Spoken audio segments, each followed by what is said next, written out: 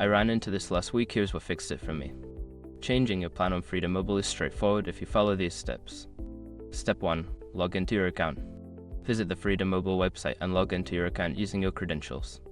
This is where you'll manage your plan settings. Step 2. Navigate to plan options. Once logged in, go to the plans section of your account dashboard. Here, you'll find all the available plans and your current plan details.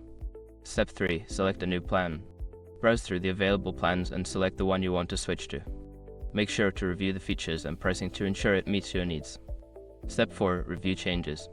After selecting a new plan, you will be prompted to review the changes. Check for any additional fees or changes in your billing cycle. This step is crucial to avoid surprises. Step 5. Confirm the change. Finally, confirm the change by clicking the Confirm button. You should receive a confirmation email shortly after. Keep an eye on your inbox for any updates. Remember, if you switched your plan with a low price, your billing cycle may adjust, so always double check the details. Happy planning!